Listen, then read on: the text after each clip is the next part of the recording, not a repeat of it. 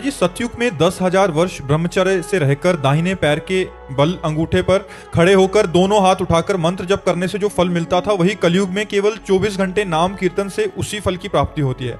महाराज जी 24 घंटे किस विधि से जप करें कि उसी फल की प्राप्ति हो? कृपया विधि और निषेध का वर्णन करें। अगर एक दिन के लिए आप ऐसा नियम ले लें कि प्रातःकालीन 4 से लेकर प्रातःकालीन 4 अगले दिन तक बिना कुछ खाए हुए वो 10,000 वर्ष तपस्या करे, तुम 24 घंटे कर लो नाम जप या नाम कीर्तन, तो जो 10,000 वर्ष का वो फल 24 घंटे। कलयुग का बहुत बड़ा प्रताप है, पर कलयुग में मन नहीं लगता।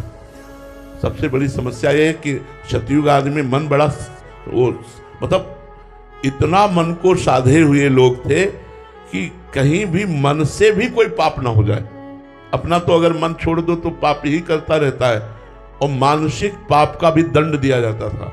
ये तो कलयुग की कृपा कहो कि कलि करे एक पुनीत प्रतापा, मानस पुण्य होए नहीं पापा।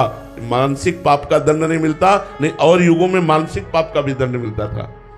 बड़ा सावधानी का प्रसंग है। भगवान परशुराम जी की माता रेणुका जी जब नग्न जी की संध्या का जल लेने के लिए गंगा जी के समीप गई, वहां देखा एक गंधर्व अप्सरा के साथ विलास कर रहा था। बस देखती रह गई। इतने में विलंब हो गया तो देखा संध्या का समय तो निकल गया, अब क्या करें। गई और सर झुका करके जल अर्पित किया। महर्षि जमदग्नि जी ने कहा विलंब का कारण, उन्होंने स्पष्ट कहा, मिथ्या भाषण नहीं किया।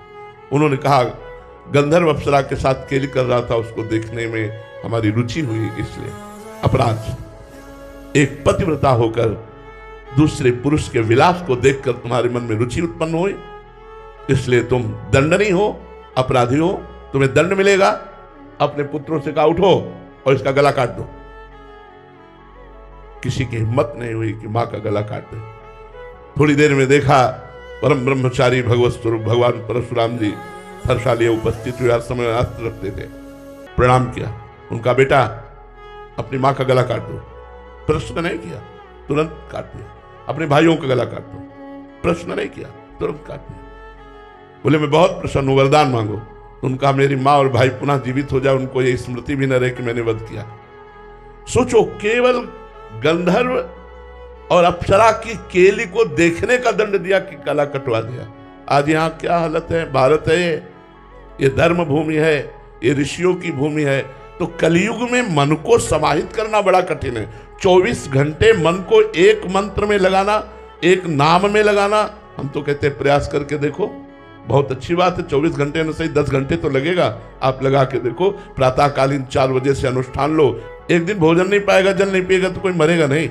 24 घंटे आज प्रातःकालीन 4 बजे से कल प्रातःकालीन 4 बजे तक मंत्रानुष्ठान।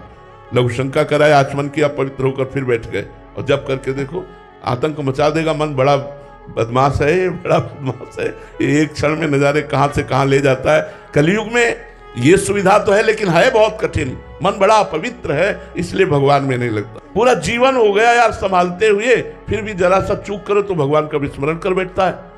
संसार की किसी भी दृश्य में राजी हो जाता है। बड़ा मतलब बड़ा विचित्र है। हम तो इसीलिए कहते हैं कि नाम जप करो, अपने कर्तव्य का पालन करो, क्योंकि साधना करके भगवत प्राप्ति करना बहुत कठिन है। वो हम सब लोग देख रहे हैं, अपने लोग देख रहे हैं। आप उचित धर्म पूर्वक विषयों का सेवन करो, नाम जप करो, अपने कर्तव्य का पालन करो, इसी से भगवत प्राप्ति हो जाएगी।